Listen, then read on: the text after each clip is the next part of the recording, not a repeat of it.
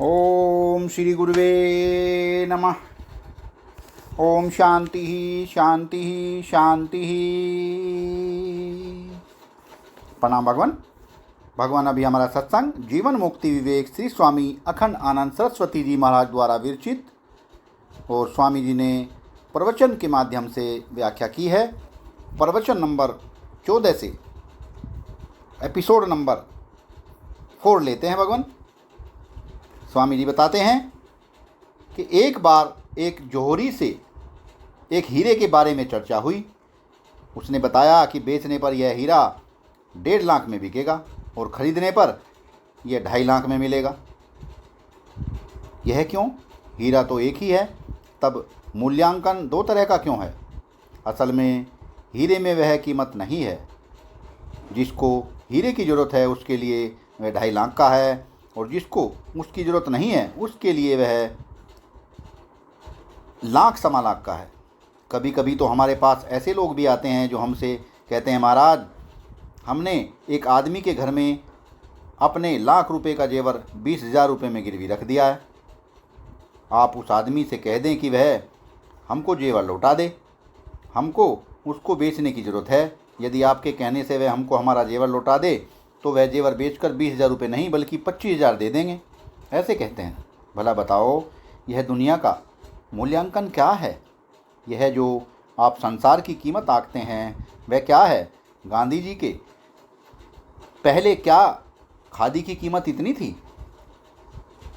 उसका मूल्यांकन कहीं इतना था? गांधी जी ने खादी की इज्जत बढ़ा दी। क्या पहले अंग्रेज़ों के प्रति इतनी गिलानी थी? लोकमान्य तिलक ने जनता को नारा दिया, स्वराज्य हमारा जन्मसिद्ध अधिकार है, और अंग्रेज़ों के प्रति गिलानी विरोध बढ़ा दिया।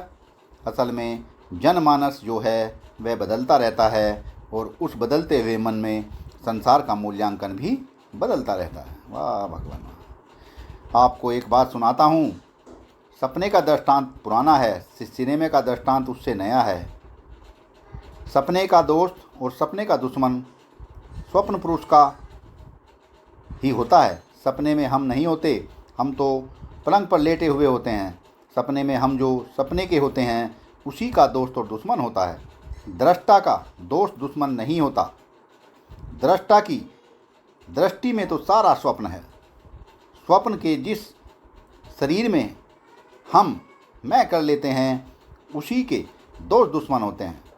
स्वप्न में दिखने वाले तत्कालिक शरीर में जब हम मैं कर लेते हैं तब उस टेम्परेरी शरीर के दोस्त दुश्मन होते हैं। दृष्टा की दृष्टि में तो समूचा स्वप्न है। अच्छा, सिनेमा के पर्दे पर जो महात्मा होता है और सिनेमा के पर्दे पर जो दुष्ट होता है उससे पर्दे का क्या लेना देना है? महात्मा को देखकर कभी कभी लोग नमस्कार करते हैं। यदि पर्दे पर गंगा मैया आ जाए तो देखने वाले सनातन धर्मी हिंदू लोग गंगा मैया को हाथ जोड़ लेते हैं। यदि सिनेमा के पर्दे पर रावण आ जाए तो उसके प्रति लोग घृणा करने लगते हैं। पर्दे को न राम के प्रति श्रद्धा होती और न रावण के प्रति घृणा होती है कि नहीं? और रोशनी को जहाँ राम है वहाँ रोशनी राम दिखती है, और जहाँ रावण है वहाँ रोशनी रावण दिखती है। रोशनी और पर्दा दोनों को राम और रावण से कुछ लेना देना नहीं है। पर्दे पर रोशनी से मिलकर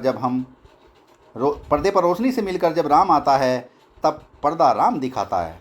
पर्दे पर रोशनी से मिलकर जब रावण आता है तब पर्दा रावण दिखाता है। ऐसे ही यह अधिष्ठान ब्रह्म पर्दा है।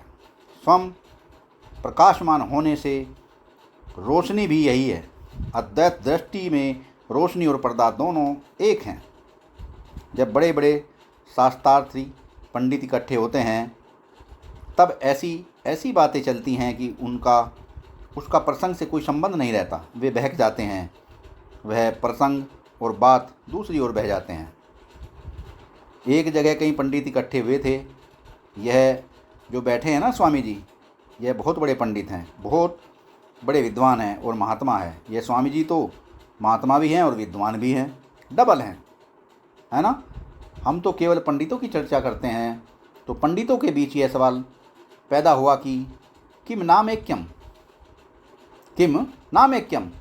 बोले अश्य को अर्थ, इसका क्या अर्थ है? पंडित बोला, अर्थे विवादो भवति। अर्थात भावे विवादों न भवति। जहाँ अर्थ होता है वहाँ तो विवाद ही विवाद होता है। यदि अर्थ अभाव हो तो कोई विवाद नहीं है। जहाँ पैसा है वहाँ झगड़ा है, जहाँ पैसा नहीं है वहाँ झगड़ा नहीं है। अगर हमारी इस बात का कोई मतलब हो तो इसमें वाद विवाद खड़ा होता है। इस बात का कोई मतलब नहीं है, इसलिए कोई वाद विवाद ही नहीं है होगा। अर्थ अभावे को विवाद है। अर्थ अभाव में विवाद क्या है? यह जो सिनेमा के पर्दे पर शिष्ट और दुष्ट की तस्वीर है, वहाँ अर्थ नहीं है। वहाँ शक्ल सूरत है, वहाँ रंग रूप है, वहाँ चेष्ट दिखती है, वहाँ आपको अपनी परिभाषा के अनुसार दुष्ट शिष्ट दिखता है। लेकिन आप नाटक से निकलने के बाद खलनायकों की भी प्रशंसा करते हैं कि बहुत बढ़िया अभिनय किया। ब्रह्म रूप अधिष्ठान में और स्वयं प्रकाशमान दृष्टि से यह जगत रूप दृश्य दिख रहा है। इसमें दुष्ट शिष्ट और दोनों को दुष्ट शिष्ट मानने वाला मैं अहम ये सब पर्दे पर हैं और स्वयं प्रकाशमान चिद वस्तु के विवर्त हैं। उनमें जो अपना मूल्यांकन है, दुष्ट का मूल्यांकन, शिष्ट का मूल्यांकन, अहम का मैं और मूल्यांकन, यह की कीमत, वह की कीमत, मैं की कीमत, वहाँ सब की कीमत बराबर है। यह है जीवन मुक्त की दृष्टि। इसलिए सुखे मुख प्रभा नो देती, दुखे मुख प्रभा अस्तन न आती। सुख के निमित्त उपस्थित होने पर उसके मुँह की रौनक बढ़ती है और दुख के निमित्त उपस्थित होने पर उसका मुख मुरझाता नहीं है। वाह भगवान वाह! किस तरह से बता दिया कि सुख के निमित्त उपस्थित होने पर उसके मुँह की रौनक बढ़ती नहीं और दुख के निमित्त उपस्थित होने पर उसका मुख मुरझाता नहीं। मुख प्रभा एक सी ही रहती है। यहाँ मुख प्रभा का अर्थ क्या है? महाराज, एक बार हमने एक महात्मा से कह दिया कि जो लोग ब्रह्मचारी होते हैं उनके चेहरे पर रौनक बहुत अच्छी होती है। वह डांट पड़ी हमारे ऊपर कि आपको क्या बताएं। महात्मा बोले, मुंह की रौनक देखता फिरता है क्या? वैश्याओं के मुंह पर रौनक नहीं होती? ये बड़े बड़े सेठ लोग जो अच्छा खाते पीते पहनते हैं, उनके मुंह पर क्या चमक नहीं होती? ऐसे ही है महाराज। बहुत जोरदार डांट पड़ी हमारे ऊपर। आहा, यह जीवन मुक्ति रौनक क्या है? यह मुख प्रभा क्या है? असल में उसके स्वरूप की एक रास्ता ही उसकी मुख प्रभा है। वाह भगवान! जीवन मुक्ति की रौनक क्या है? यह मुख प्रभा क्या है? असल में उसके स्वरूप की एक रास्ता ही उसकी मुख प्रभा है। आपको मोटर से कहीं जाना पड़े और बोले, भाई हम इस सड़क से नहीं जाएंगे। क्यों? बहुत गंदी है। क्या कोई दूसरी सड़क है? नहीं है। तब आप क्या करते? उसी सड़क से अपनी मोटर उड़ा ले जाते हैं ना। अच्छा, रास्ते में आपको लगता है कि अरे यहाँ तो बहुत सुंदर दृश्य है, कोई कहता है ज़रा रुक जाओ ना। आप रुकते नहीं हैं और उस रास्ते से मोटर उड़ा ले जाते हैं, है ना। यह जीवन की पद्धति है। यह जीवन की जो पगडंडी है, उसमें कहीं गंदगी भी दिखती है और कहीं स्वच्छता भी दिखती है। कभी कभी किसी में गंदगी दिखती है और कभी कभी किसी में निर्मलता दिखती है। इसमें आत्मा की स्वरूप की जो एक रास्ता है वही मुख प्रभा है। उसमें न उदय है न अस्त है। तब क्या है? ऐसा सूर्य है जिसका उदय नहीं और जिसका अस्त नहीं, जहाँ आकाश ही सूर्य है। वाह भगवान वाह! बहुत ही प्यारा सत्संग को विराम देते हैं भगवान। आगे का सत्संग कल कंटिन्यू करेंगे। प्रणाम भगवान।